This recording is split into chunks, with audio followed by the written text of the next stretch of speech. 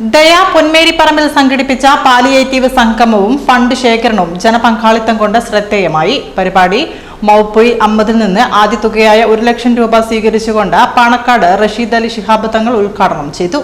മവുപ്പൊയിൽ അമ്മദിൽ നിന്ന് ആദ്യ തുകയായ 1 ലക്ഷം രൂപ സ്വീകരിച്ചുകൊണ്ട് പാണക്കാട് റഷീദ് അലി ശിഹാബ് തങ്ങൾ ഉദ്ഘാടനം ചെയ്തു.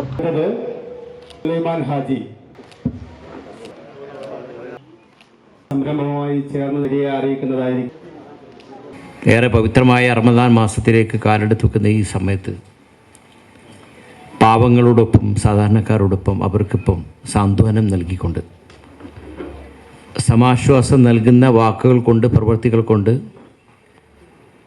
അവർക്ക് ഏത് വിധേനയാണോ പാവങ്ങൾക്ക് സഹായിക്കാൻ പറ്റുക അവരുടെ കാരുണ്യം പ്രവർത്തനം നടത്താൻ പറ്റുന്ന രീതിയിലുള്ള പ്രവർത്തനങ്ങൾക്ക് അതിനൊക്കെ ഏറ്റവും അനിവാര്യമായിട്ടുള്ള ഫണ്ട് അനിവാര്യമാണ്, സമ്പത്ത് അനിവാര്യമാണ്.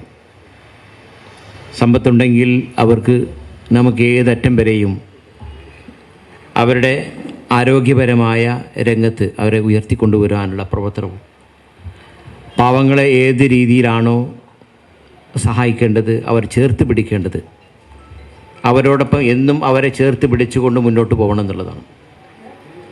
അള്ളാഹു പല ആളുകൾക്കും പല രീതിയിലുള്ള സമ്പത്ത്, ആരോഗ്യം, അങ്ങനെ പല വിധത്തിലുള്ള പല രംഗങ്ങളിലുള്ള കാര്യങ്ങൾ അള്ളാഹു നൽകി അനുഗ്രഹിച്ചിട്ടുണ്ട്. എല്ലാം അള്ളാഹുവാണ് നൽകി അനുഗ്രഹിച്ചിട്ടുള്ളത്.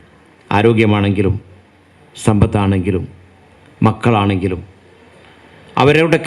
അവരൊക്കെ നമുക്ക് ഉപകാരപ്രദമായ രീതിയിൽ സമൂഹത്തിന്, നമ്മുടെ നാട്ടിലുള്ള സഹോദരിമാർക്ക്, സഹോദരന്മാർക്ക്, കിടപ്പിലായ ആളുകൾക്ക് അവരൊക്കെ ചേർത്ത് പിടിച്ചുകൊണ്ട് അവരൊക്കെ എന്നും ഏത് വിധേനയും പുരോഗതിയിലേക്ക് ഉയർത്തിപ്പിടിച്ചു കൊണ്ടുവരിക എന്നുള്ള ഒരു ലക്ഷ്യത്തോടു കൂടിയാണ് ദയയുടെ ഒരു സമീപനം തന്നെ.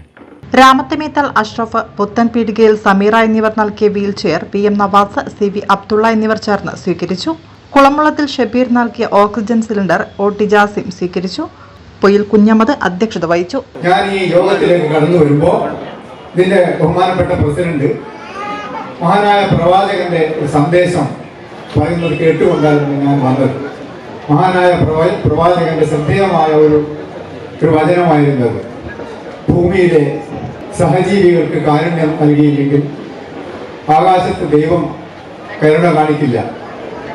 ആ ഒരു വലിയ സന്ദേശം മുറുകെ പിടിച്ചുകൊണ്ടാണ് ദയയുടെ യാത്ര ഈ 20 വർഷക്കാലവും നടന്നു വന്നത്. CC അഷ്റഫ, റസാഖ് കല്ലേരി, AK ജലീൽ എന്നിവർ സംസാരിച്ചു.